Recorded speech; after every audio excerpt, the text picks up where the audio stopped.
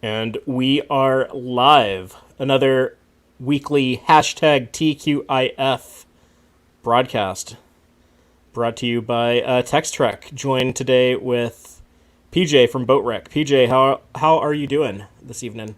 I'm doing well. For some reason, I can't see you at all.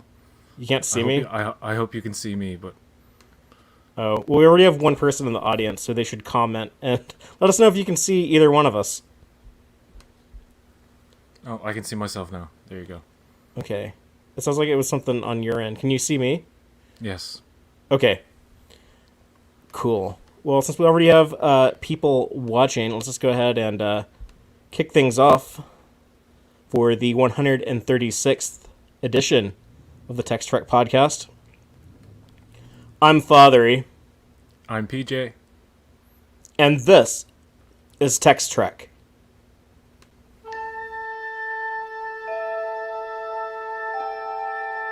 Engage.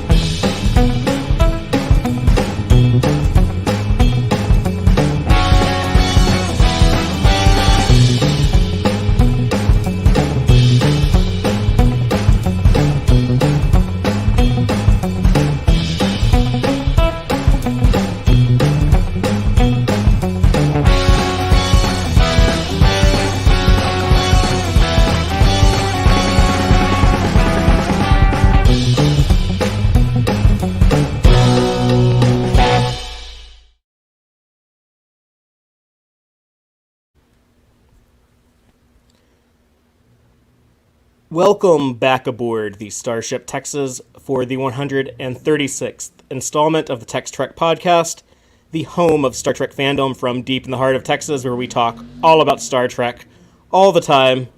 And tonight we have a little bit of news to talk about. We have apparently a new Star Trek movie getting scripted. We have a Voyager documentary being crowdfunded. We have a updated streaming service to watch all of our Star Trek here in the States. And also some channel news. Tex-Trek itself is joining the Trek Sphere network. So cool. And just to, I guess, celebrate, bring aboard some other Trek Sphere personalities right now. So hang tight, and we'll introduce some folks. Hello. And this is Tyler here. Tyler, you want to go ahead and say hi? Yeah, hey, what's going on? I'm happy to be here. And then we have another guest joining us. Hi, JP Hi. here. And who's this? This is JP. I'm mostly do background stuff. I did some podcasts with James, but I'm mostly help him in the background right now. But I'm open to do more stuff. But Cool. I'm mostly Well, the morale officer right now. I'm really excited and really happy to be part of Trek Sphere. For people in my audience who might not know, that is a network of Star Trek content creators online that is just, I think, trying to promote a positive celebration of Star Trek and fandom and keep that going. So that's something that people have been following me for a while know that it's something that I've always tried to strive for. So I'm very happy to be with some like-minded individuals. So awesome. So Tyler, would you like to tell everyone a little bit about yourself and the stuff you do before we talk about some of our stories we're going to talk about? Sure. So I'm Tyler. I run the Orange River YouTube channel. I'm another recent addition to the Trek Sphere network. I've been making Star Trek video essays and short films about science and alternate history for about 5 years, and so that's really what I do. And like I said, happy to be here. Just happy to join a community of other Trek YouTubers. Nice. And we might have some other guests hop in at some point. But yeah, TrekSphere.com is the website. If anyone wants to check that out, you'll find all the people sponsored by TrekSphere as going to have content there that you can view And also there's like just a lot of news and a lot of like really interesting essays about a wide variety of detailed topics. I think that's a good way to describe TrekSphere, is that there's a wide variety. So it's very much that traditional Star Trek infinite diversity and infinite combinations type of thing. And if either of you need to bounce at some point, that's fine. But while you're here, I would like to just chat about some of the Star Trek news. This is kind of the thing that I like to do, is do these streams. Lately, we've been doing them on Friday night, and then just release this audio later as a podcast that you can find wherever you get your podcast, Spotify, Apple Podcast, Google Podcast, wherever.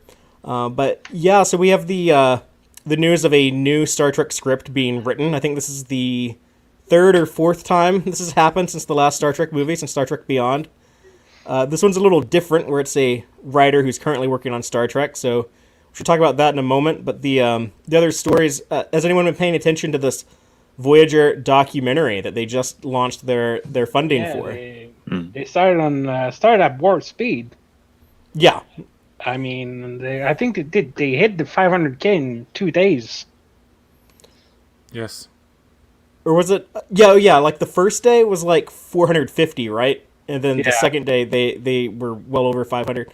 Where are they at now? Have they passed, like the DS9 had 650, right? Yeah, I'm pretty sure they warped way past that. Let's see. Voyager. Let's see. Here's the link, and they are right now at 902,534 US dollars. So almost 600K. Almost. And I think the DS9 had a total of 650. Yeah. Oh yeah. In I Canada, wouldn't be surprised if they hit the million. in Canada, it says 749,946 Canadian dollars. Well, that's what you get for having a dollar that's only worth 75 cents. Yeah, but it looks better in a fundraising campaign. Yeah, it does. That's a lot easier to be a Canadian millionaire, I guess. Yeah, a little bit. Like 25% easier. Well, depending on what the what do you call it? The exchange rate. Exchange rate. Yeah, there you go. But yeah, it's really cool that people are willing to spend that kind of money. I think that's a good message to send to CBS, even though like this isn't like an official CBS production, but it just reminds people that, hey, maybe you should like bring in some Voyager characters to your shows. It's just letting them know like, hey, we really enjoy this type of stuff, and maybe we should one day get those DS9 and Voyager HD remasters that PJ loves to talk about. I'm sure. Yeah. Well, I'm pretty sure they're gonna go for the HD for same as for the DS9 clips. They're gonna try and remaster them as best they can, and they probably won't need a second fundraiser to get that HD footage. Mm-hmm. And I'm pretty sure that CBS Paramount were standing at the ready with those Voyager film cans when the DS9 documentary finished. Well, I think that was... Or go ahead, PJ. I was going to say the interesting thing about the DS9 documentary and now with the Voyager documentary is that there's actually post-production work involved. Like they're actually completing work on a television series like that. Voyager in particular has so much CG. If they're going to show any kind of like significant amount of clips or like beauty shots and whatnot, they're going to have to recreate all that, and I think they will do that. And I just want to see just a glimpse of what Voyager will look like in 4K or like at the highest resolution, because that had such low lighting. And I find when old 35mm film is remastered, some of the darker stuff looks so much better in HD, and the colors and the textures and just the way it was meant to be seen is something that Paramount Plus should invest in. I mean, I think you could just ask fans to fund a Voyager remaster, and in a couple of months, you've got it paid for. So, like, why not do that? Yeah, like how much more could it cost to just remaster the whole thing, right? Like they're already raising insane amounts of money. And I think the reason for that is because the DS9 documentary was so good, right? I've never heard a bad word said about it. Everyone seems to love it. It is So I feel like that was like a amazing. giant commercial for like the Voyager documentary. Like, look what we can do if you chip in some money. So that really helped the Voyager documentary, and there are already plans for an Enterprise documentary. Yeah. I don't know if they've officially said that, but some of the Enterprise actors are helping raise funding for the Voyager Yeah. doc. So, they're waiting for their turn, their day in the sun. It's gonna be. Well, at least they won't need the HD remaster trick because it's all Already it's all in digital HD. assets. It's already was shot in HD. So That's a good point. Yeah, there's really not much they would have to do with that other than just edit together some footage. maybe re-upscales. I guess maybe this for the CG shots. Yeah. They would probably like for low resolution for today. But that's for them to see if the CG will need some remastering, and if it's just going to be a digital remastering or full on rebuild the assets from with a higher polygon count, among other things. Perhaps with Enterprise, it would be easier to upscale it, rather than.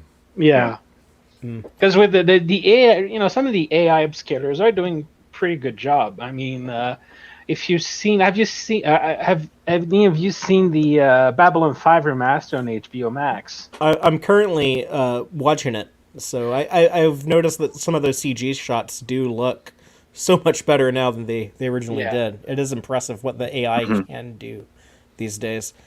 And also, like, I had never thought of this until right now, but remember how everyone loved that Season 8 writer's room thing they did on the DS9 doc? Yeah. I don't know if they need that for Voyager because that story ended. Although, I'd see like a Return to Earth kind of. It was proposed. It was sometimes a few fans propose it, and I like the idea of, them settling back to life back in the Federation, especially with 7F9, and maybe Harry Kim trying to argue for promotion. Give it to Harry.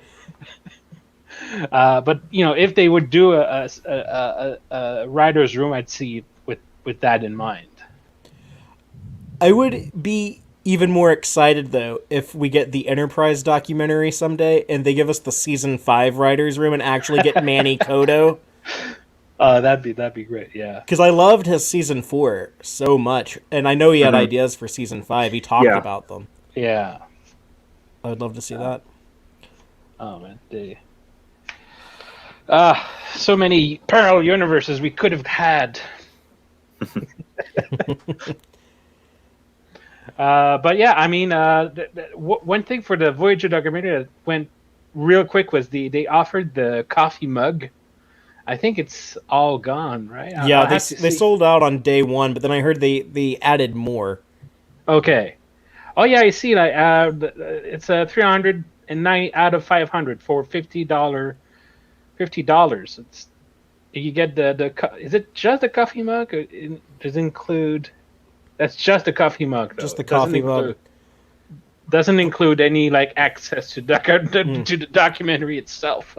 And isn't that the same coffee mug that they have on Enterprise? It was the same prop, so they can just use if they have any of those left, they can use it for the Enterprise crowdfunding. Yeah.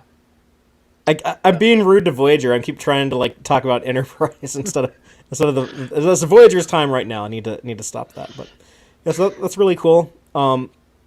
Also, those of us in the United States, we just switched from watching Star Trek on CBS All Access to watching it on almost the exact same app, but now it's called Paramount Plus. Yeah. It caused How is quite it? the uproar. I mean, Certainly. it runs a little smoother on the PS4, but it's kind of the same thing from my perspective. I did think they were going to be adding some new movies and stuff, and some of their trailers, they showed like Top Gun, some other movies that aren't on the service, just like some old Paramount movies that I'd really like to rewatch. They probably need for the streaming contracts with the dog companies to expire, kind of like when Disney came on board. So Yeah, and now Warner Brothers and New Line Cinema and everything owned by AT&T, they're moving all their stuff to HBO Max. Yeah. Which is weird because in Canada, where Star Trek resides, mostly is on an app called Crave, and Crave also has HBO on it, so I can watch my HBO and my Star Trek on the same app. Yeah, that's what PJ uses. Yeah. Although the quality is not. Yeah, it's as stuck good at as other 720p. streaming services. Yeah. That's why I have a Plex server at home. They said back in 2018 that they were gonna soon switch to 4K, and it never happened. Yeah, well, that's Bell I Media. think Crave, Crave has the rights to like all the Star Trek. So Paramount Plus in Canada is nothing. It is literally it is. The stand isn't on there. None of the Star Trek, no movies at all. Like unless you're a big fan of SpongeBob. NCIS, maybe, but that's pretty much it. They got to give you SpongeBob at least. That's in like all of the promotional material. There's like 3 different SpongeBob. There's like a SpongeBob expanded universe at this point. I didn't know about that. They have the camp. Yeah, now the new SpongeBob series is at the camp, Camp Corral or something. Yeah. Looks interesting. The 3D artwork is, something I watch on my PC. It is a on the style. I was a little too old for SpongeBob. I never got into that, but I do like some other Nickelodeon stuff that's on there now. But yeah, some people I guess were expecting a lot more. I was expecting a little bit more, but at the end of the day, I mainly just have this for Star Trek, so yeah, I still watch Star Trek on it. So I don't understand why they don't have. I mean, I don't have your version, but they don't have all the Star Trek movies. They have First Contact and Star Trek 4 and like 2 other ones, and that's it. It's like you Paramount Plus can put just like launch with all of your Trek movies. Just can't even do that. Well, they're already like contracted out on other streamings. I think the other ones are on. I can't Hulu find them here. anywhere. That's the thing about the Star Trek movies. They barely stream. They come on Amazon Prime Canada every now and again, but it's always the Kelvin movies that are on like Netflix or Prime. Yeah. It's always the same to ones. One thing I'm happy about with CBS Paramount is at least they still bother to release in physical media. Unlike Amazon, where for The Expanse, you had, when it was sci-fi, they released on DVD and Blu-ray. Mm-hmm. But when it came to when season 4 and 5 arrived, I don't think there's been any physical media release for those seasons quite yet. So that surprises me. Yeah, especially for Amazon, but I've seen a lot of that as so at least with Star Trek you can still own physically your Star Trek. So, gotta give a little bit of credit where credit is due. Yeah, it's one of the only TV shows that I'll actually buy, even though I can watch it all on streaming, because I need to see like all the behind the scene features and all that type of stuff. Yeah. Do you think that will die out, physical media altogether? Is that like on its way out? Yeah, gradually it seems. Yeah, it's starting to die out now. I think those of us of a certain generation will all, like the things that we love, like we'll still want to own a physical copy. But like the youngsters, I don't think will ever get into that. I think it might become kind of like vinyl, where if you really like something, you'll buy a copy of it. But it's going to be, I think, if physical media is to survive, it's going to be to a lesser. It won't be like millions of copies being printed out. It's going to be probably like 1,000, maybe 100,000, to lower costs and maybe build more. How can I say, build more fear of missing out instead of limited releases or something. Kind of like vinyl is being revived right now with that kind of a feeling. For sure, yeah. I can definitely see me getting to a point where like I just stop buying anything that isn't Star Trek, and I'll still want to own those, like for the reasons I mentioned. But I mean, if you look behind me, I have like my old VHS from Columbia Club. Yeah, or those the gray TOS that have like those like are open the gray, up. The gray. Those are the gray next gens. Oh, okay. They're from my godfather. Okay, I have the TOS version of those, but I didn't get the TNG ones. Yeah. How many tapes is that? That's that's just like first season and a part of season 2. That's all he got. Oh my! Because it was like 2 episodes on a tape. Yeah. So the whole thing would be like I mean, 80 it tapes. I think it would fill 2 or 3 bookcases for sure. I think they made tapes up to Enterprise. They made VHS. I've seen VHS covers for Enterprise episodes. The last VHS I could rent was Batman Begins, and Oh, after that, wow. I could never find a VHS to rent. That it was The time to, Incredibles for me, yeah. time to throw the VCR away and upgrade. Yeah. Sorry. Go ahead. Or, go ahead. I was about to like ask if you had anything else to say on the topic before we move on. Nope. Cool. Well, I guess the main story that just broke yesterday from Deadline is that the writer Kalinda Vazquez has been hired to write a script for a new Star Trek movie. They've described this as being a new movie, something that'll be not a sequel, it'll be kind of its own thing, and it will be produced by a Bad Robot. So, does anyone want to share like their first reaction to hearing this news? The only reaction I have is I'm bearing down, just waiting for the inevitable rant against J.J. Abrams and stuff like that coming from the other guys. But I mean, it's interesting. It's going to be interesting to see the first movie out of this new era when now Star Trek is again all under one roof. Mm-hmm. Especially since they went with a relatively young and relatively new writer, because she wrote on Nikita, on Once Upon a Time, Runaways. Like she has a few good shows, but she's still relatively young. So I'm just wondering what made them want to get her. But she did write the short Trek episode Q&A with number 1, the one where they're stuck in the elevator. So maybe that they found a vibe in that episode that they wanted to exploit for a movie. So that's what I'm hoping for. I thought that she wrote the short Trek Ask Not. Oh, Ask Not. Yeah, sorry. Yeah, that's the one where Pike is doing like kind of a Kobayashi Maru type True. test. Sorry. On a new You're MC. right. Sorry, my bad. And it was Mixed up there too. It was something that we covered on Tex-Trek number 44, if anyone wants to go and check that out. It was, in a lot of ways, kind of like the most forgettable of the short treks for a lot of people, I think. I didn't hear much talked about it, but I actually called it the best written one.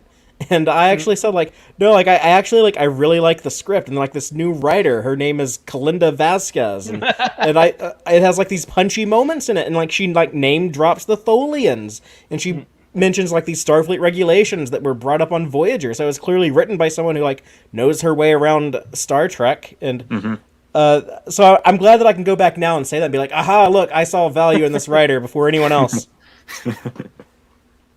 But yeah, no, you're right. I mean, it was indeed a little bit forgettable, but when you into that episode, I mean, there's a sense of, especially at the end, a sense of wonder when she enters engineering, and the interaction between the characters is so well made that even though if you know your Star Trek, you know exactly what you're getting into at the start of the episode, you still roll with it, and that's what really engaged me. I liked about that episode. It's that psychological test, but. Right, which Starfleet really likes to do. Like, they did that to Wesley Crusher when he's trying to get into the Academy. They like showed him like a guy dying and that he couldn't rescue just to mind fuck him.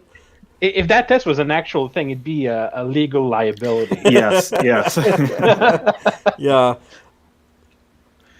She also wrote Terraformer Part 2 for Discovery, right? Right, and so I'm wondering, knowing that she's as big of an old school TOS fan as she is, you know how Giorgio had that very Tantalus-filled like device from Mirror Mirror in the original series? I was like, oh, I wonder if like Kalinda Vazquez snuck that in there, because what I have on screen for people watching this is actually a picture of a character from the original series episode By Any Other Name. That's the one with the the Kelvin aliens. They turn people into like these little foam cube things that you can crush. They try to hijack the Enterprise. One of them named Kalinda. That's the one that like Captain Kirk has to seduce. Scotty got one drunk. Spock had to outsmart one. Kirk had to seduce one to get control of the ship back. But Kalinda Vazquez's dad named her after this character, Kalinda. So that's how big of a Star Trek fan she was born into. And then, fascinating. Okay, check it out, y'all. Her last name is Vazquez, like Vazquez rocks. Rock. Like this woman was born to write Star Trek. Literally. Nice. Okay. She works in comic books. She's worked on Marvel Comics. The character America Chavez, kind of a recent teenage superhero that's that will, I think, actually be in the Doctor Strange movie. But yeah, like she's worked on a few shows recently, and she's about to be showrunner on a time travel show on HBO that is co-written by George R.R. Martin of Game of Thrones fame. Yeah, she's moving up fast. Yeah, she's definitely up and coming in the world. PJ, what about? I know you have some opinions on like the type of movie you want this to be, but what did you think about the news of Kalinda Vazquez? I mean, just hearing about her today, like I didn't know she existed before now. So, seeing what she's done a lot. She was also a co-producer on Fear of the Walking Dead. So, being so young and so experienced is a good sign. And yeah, it's cute that she was named after a Star Trek character and probably did grow up watching lots of Star Trek, and that's always a good thing if you want to write for Trek. But yeah, I don't know what kind of movie it's going to be. We don't know anything about it. All we can do is speculate. Is she going to do a fourth Kelvin film, which I highly doubt? Or will she do a show based off Discovery or Strange New Worlds, or will it be like a sequel to Nemesis with the Enterprise? Who knows? Yeah, that's true, because now they have the door open for basically anything they want. But I think in terms of movie, a movie without a main cast that's known is kind of risky. Like I would not see a movie with a brand new cast on a brand new ship. I mean as a fan, that's something I'd find interesting, but to a regular movie viewer, I'm not sure. So for the movies, I think they might stick to Kirk, Spock, McCoy, Kelvin. We'll see. Can I bring up the poll that I put on Twitter earlier? I gave the options of what do you think the next Star Trek film would be about, and the options are Captain Worf, Kelvin TNG, Strange New Worlds, or Discovery, and 40% wins with the Kelvin versus TNG. So of those options, I think that is most likely. I think the only way you can make a cheaper movie, say, by paying less dollars to cast members like newcomers, is to cast all unknowns in the roles of Picard and Riker and Data and blah blah blah, and that way you get the draw of the general audience. Because even if people are gonna, if they announced a Kelvin TNG movie or even a Prime TNG movie to some extent, or a Stargazer or whatever it is, something that involves the TNG cast or some of the TNG cast, fans will flock whether they complain about it or not. Like whether they like it or not, they're still going to go and see it. Yeah. So it's probably the safer bet to do something like that. Yeah. Or yes, bring back the Chris Pine and stuff, which I can't see happening. I mean, you don't want two Spocks running around. Yeah, it's just too expensive, was my understanding, because they were trying to get Chris Hemsworth, of course, and just the negotiations broke down. And that was right after Beyond came out. Yeah, they had a director ready to go. They had a script ready to go. They were ready to start production, and the problem was that the Chinese company that they were going to for investors to fund the movie didn't want to pay for that expensive of a movie. So to cut corners, they tried to renegotiate cheaper contracts with Chris Pine and Chris Hemsworth, and they were both like, no, I work for this rate, not this rate. Like, we agreed to this. So they didn't get to make that movie. And it's like another... there's been several attempts of doing like another Star Trek movie post Star Trek Beyond in 2016. There's this Quentin Tarantino script that they hired a writer for. Haven't heard anything on that in a long time. Then Noah Hawley, right, the Fargo guy, he had his script, and it was going to be about a virus, a medical pandemic outbreak, and they were like, okay, we definitely don't want to make that movie right now. So there's been like a lot of like false starts. This might be the same thing. This might, for whatever reason, be something that Viacom CBS does not decide to pursue, or decides that they're unable to pursue. But I think that the fact that they're taking someone who's currently writing Star Trek, that speaks to the possibility of a little bit of synchronicity with the current shows. Even if it's something totally different, even if it's something like set in the Kelvin universe, there might still be like a little bit of conversation back and forth between offices. And I think that makes this like the most likely thing that we've heard about yet after that fourth Kelvin movie fell apart. But only time will tell.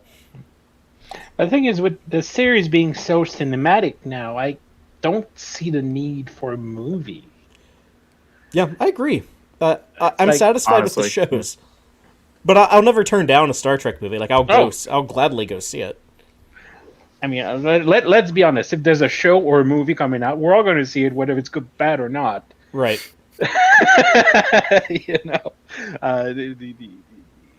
The thing with movies is you really have to entice the general audience as to where on a TV show it's easier to relate to rely on your ingrained audience, especially for streaming, because all you have to do is gain subscribers to your streaming service, and if you have a bunch of subscribers watching this show and a bunch of subscribers watching this other show and so on and so forth, it adds up. So in our live chat, Santi Santo says, I hope they create a new crew and new ship, all new, and let's see. I think that would be really exciting if they did that, Santi, but I think the studio executive type people, the suits and ties, they're going to look at this and say, we want to be able to guarantee a certain amount of income on this movie. We need something that's a little bit of a safe bet. And I particularly am not that interested in a Kelvin TNG movie, but I can see how it'd be interesting. And I think that would look safe. People will be like, yeah, people love TNG. We can reboot TNG. It'll be new audience friendly. It'll be like old school fan friendly. Let's do that. And I can see that being the safe bet. One thing you mentioned, the young Picard, I could see that happening. Now that, the current production are visibly not scared of doing a visual reboot, not a universe, but just visual reboot, as we've seen with the Enterprise. I think doing a young Picard could be something that would be interesting. And that could probably get people on board. You get Picard and Jack Crusher and the Stargazer. Yeah. Mm-hmm. Would you do a young Beverly? Would you recast her? Yeah. Yeah, sure. I mean, that would be exciting because like Picard could be like in love with her, but like his friend Jack is in love with her, and so he's like, okay, I gotta back off. That would add like a little bit of drama to it. Yeah. It could, they could do a movie about Jack's death. That would be a movie I'd be interested to see, and I'd be interested to see how they could visually reboot this kind of lost era of Star Trek. Thinking about the TNG stuff like young Picard, you got me thinking about young Data. I want a Data origin story. Just imagine a film that like just went from his inception to his creation, his time at Starfleet, like how he was treated, and like I would totally be down for that. Like a Data, movie the about early Data's years. life. Yeah. But considering we've just been through Picard season 1 with the death of Data, the final real death of Data. Yeah. I don't know.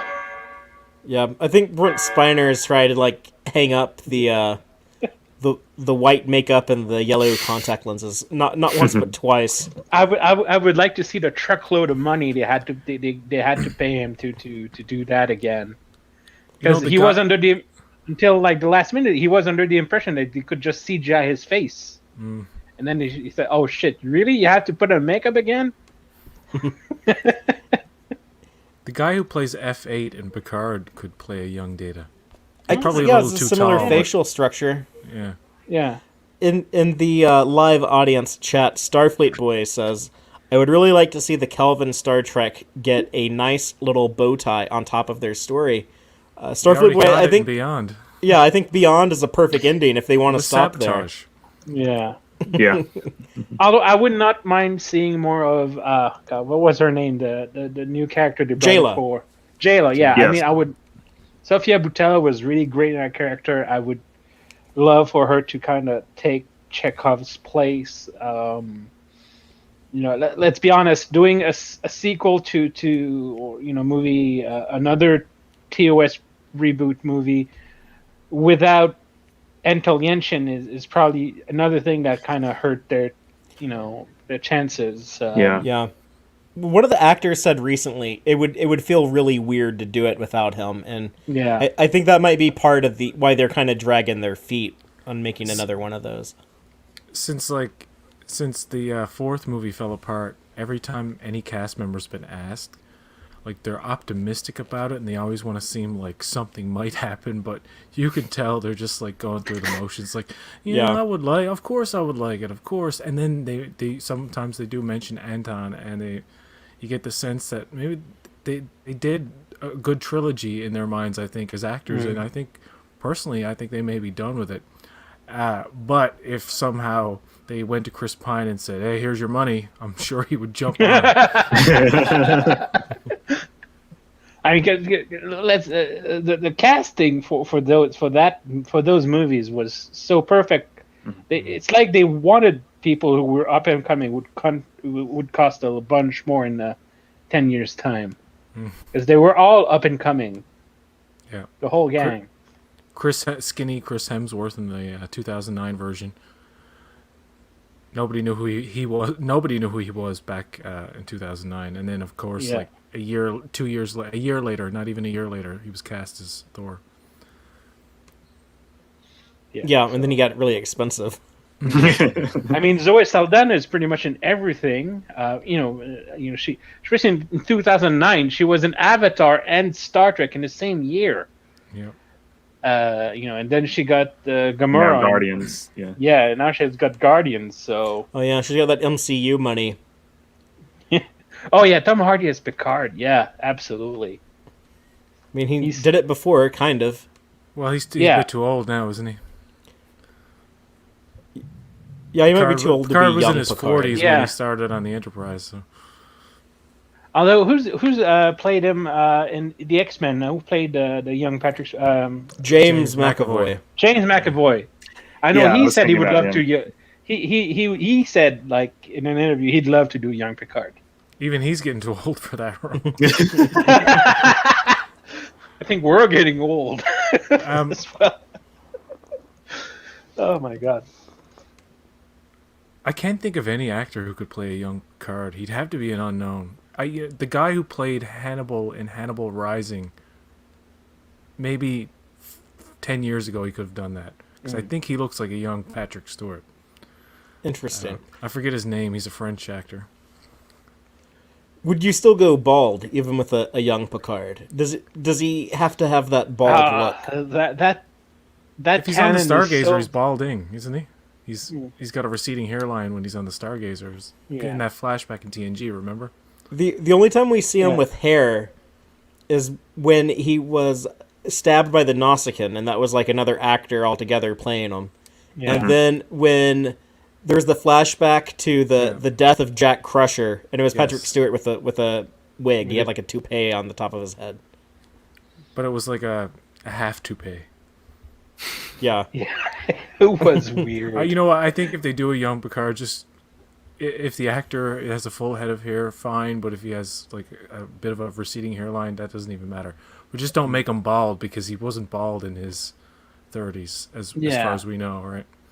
Yeah, he didn't. He had like even in the 90s, he had like hair on like the back of his head. Yeah. He's like totally bald now, though. He has like an insanely shiny head. You could see it from like Space Dock in orbit. That's when he put some turtle wax on it. Or Picard and the Kelvin movies, or whatever that might be completely unrelated to whatever Kalinda Vazquez is working on. But one other thing I wanted to bring up, just to show some of her excitement and fandom. This is something I took off of the website trekcore.com.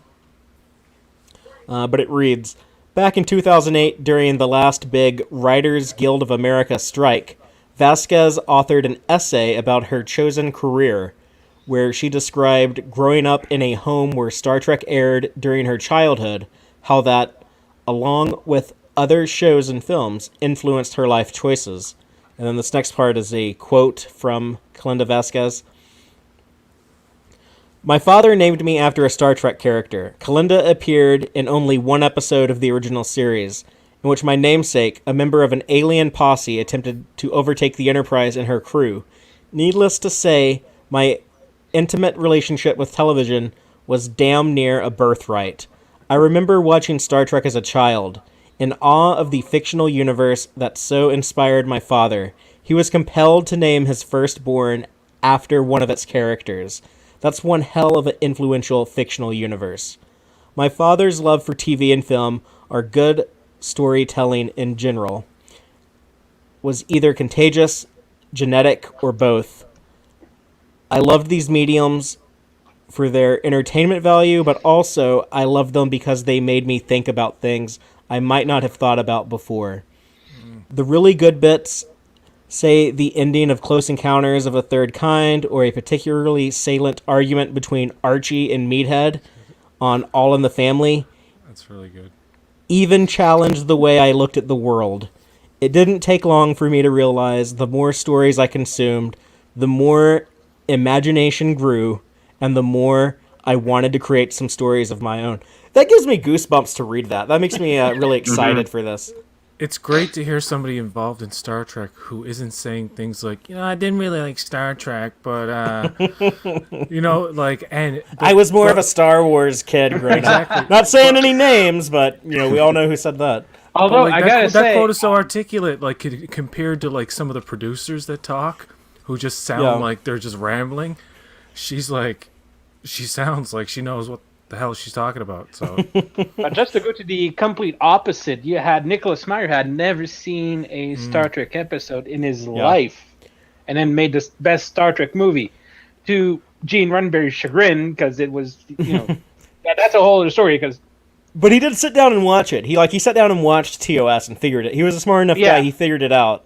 He's like, okay, I get what you're doing. Oh, it's like Horatio Hornblower, but in outer space. Okay, and like these three guys, this little trinity of Kirk, Spock, and McCoy. So, to be fair, he did do his homework. Yeah. Oh no, absolutely. But there's nothing wrong with hiring talent. Adding good talent and intelligent people to your production and your writing staff is always a plus. But yeah, if being a fan doesn't guarantee that you're going to do a good job. Sure. But it's reassuring to know that the love is there. But Nicholas Meyer is totally awesome. He's a talent on his own. Like, his other movies are great. Yeah, he's just a really smart dude. He was like 25 when he made Wrath of Khan. Like, that's hard to believe. Super young. Like, what were you doing when you were 25? Exactly, yeah. Oh, boy.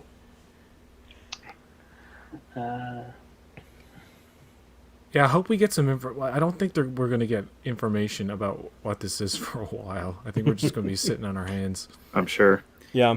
Well, the good news is that with 5 shows in production, we'll have plenty to talk about in the months to come. Whenever we hear more about the next movie, whenever there will be a next movie, if we hear more on this, cool. If it ends up being something else, whatever. But we'll have plenty of Star Trek to talk about, this year and next year with all these shows. But unless anyone else has any final thoughts that they'd like to say, then I think we can go ahead and wrap up our conversation here. No, I'm optimistic for this new movie that's coming in 2032. I hope it's good. That's a very optimistic take for PJ. So I'm happy that he's happy with this.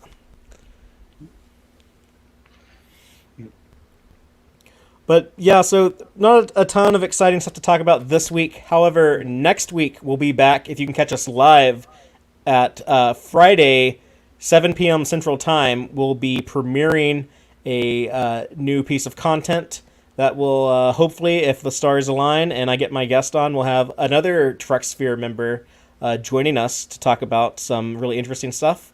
And later tonight, me and PJ can be found on the Starfleet Boy channel in about, wherever you are, in about 40 minutes at 9 o'clock Central.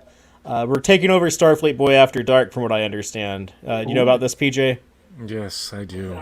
Yeah, our normal Starfleet Boy host will not be able to make his After Dark show because he's gotten infected with some Rigelian virus or something, which is probably better than COVID. But I got my first vaccine shot today, so I'm really excited about that. Congrats. That's awesome. No side effects so far, so we'll see how that goes. Yeah, but we'll be hanging out on Starfleet Boy After Dark tonight. We're going to be talking about some recent TV. WandaVision concluded today, the final episode. Superman and Lois on the CW had its second episode coming this to week. America non-spoiler review. Oh, Yeah, we'll talk about some coming to America. So if you're interested in some non-Star Trek chat or whatever you want to talk about, the audience kind of decides what we talk about over there. So hop on over to Starfleet Boy in about 40 minutes. And well, before you go, I just want to mention I just got the board game It's based off Star Trek Attack Wing. It's called Star Trek Alliance, and it's one of those rare few board games where you can actually play alone versus the game. It's a Dominion War campaign, so I'm kind of reading the rules right now, but it looks interesting so far. So if you're looking for a board game that can be played for one or two players cooperatively with Star Trek, I so far it looks good. That's really cool. I'm not a huge board game person, but I do dabble, and I love cooperative games. I think they're so much fun. Yeah, because the main Attack Wing game is mostly a PvP game. Right. Although I got the big board cube that has a game that is more of a everyone against the cube, and most of my friends like that type of game. So I'm pretty sure this will be fun because it comes with the Dominion ships have some a little piece of cardboard where you roll a die and it decides what moves it makes depending on what is around it. So it's kind of a cardboard AI, and so it looks interesting. So looking forward to try it out. Yeah, that sounds pretty cool. Going beyond reading the rules is something that is a concept that sometimes is hard to get past. And does anyone have anything that you'd like to plug before we sign off? I think. Yeah. Well, you go ahead. No, I was just getting you the mic, but no. TrekSphere.com. That's pretty much all. Yes, for sure. Check out TrekSphere.com. Bookmark it. Favorite it. Yeah, I run the Orange River YouTube channel. I do, like I said, Star Trek video essays and other stuff. So you can catch me at youtube.com/Orange River and follow me at Orange River NW on Twitter. And yeah, those are my plugs for tonight. Right on. Well, we'll be back next week. And until then, as always, live long and prosper, y'all.